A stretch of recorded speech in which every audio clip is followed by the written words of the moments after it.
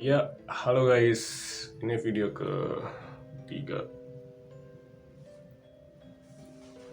Video ketiga cerita tentang sesuatu yang nggak bisa dijelasin sama otak, sama kepala sehat, sama logika.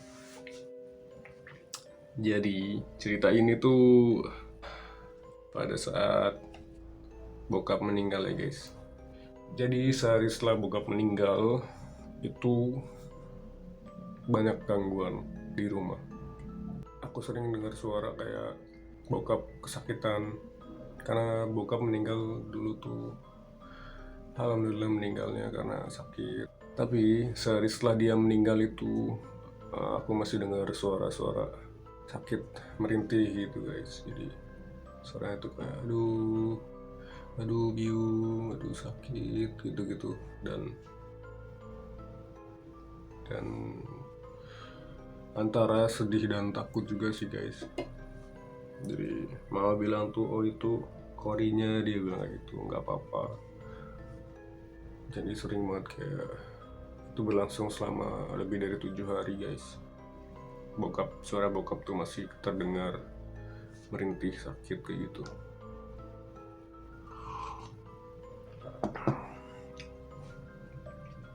Itu berjalan selama 7 hari dan setelah 7 hari berangsur hilang.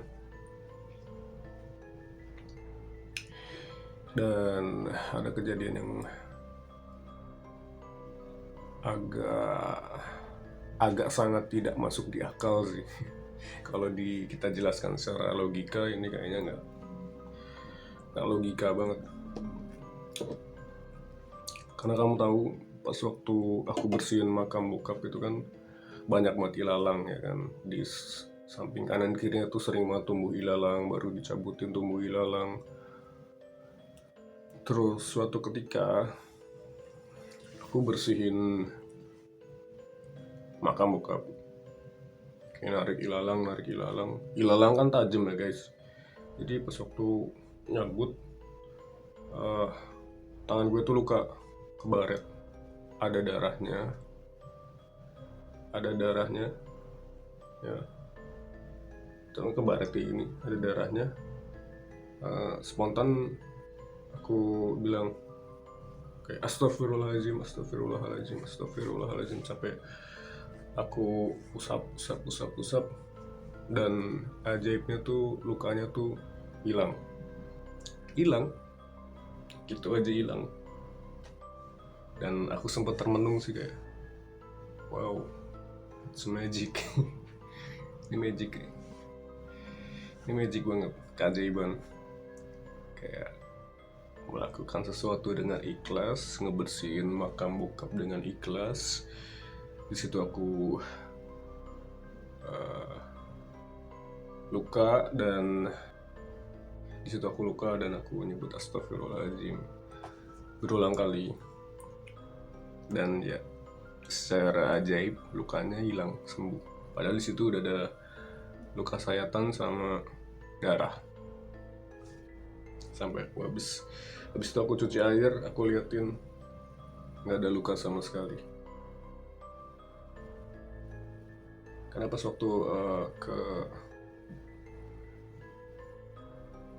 saya sama ilalang itu tuh perih banget loh guys.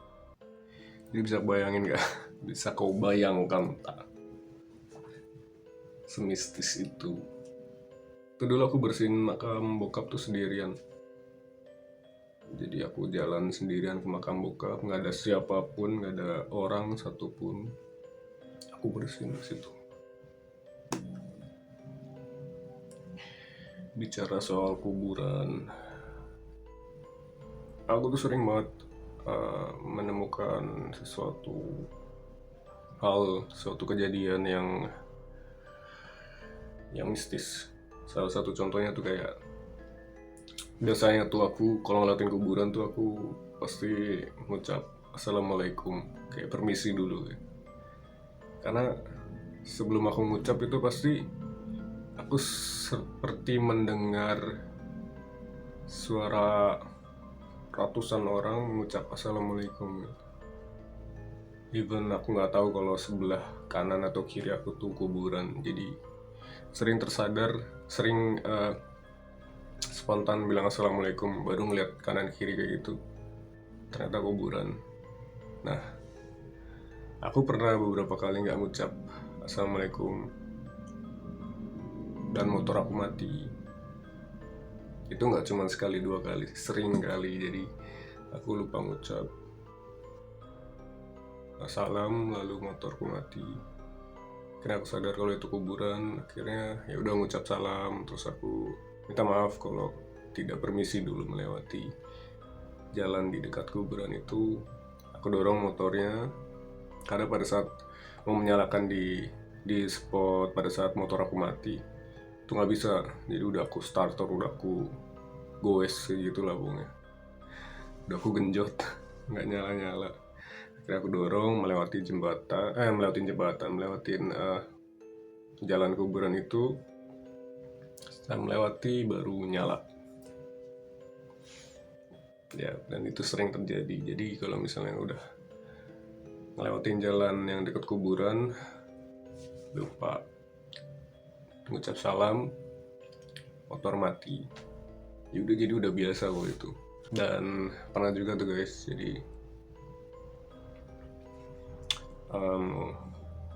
aku lagi jalan tuh naik motor,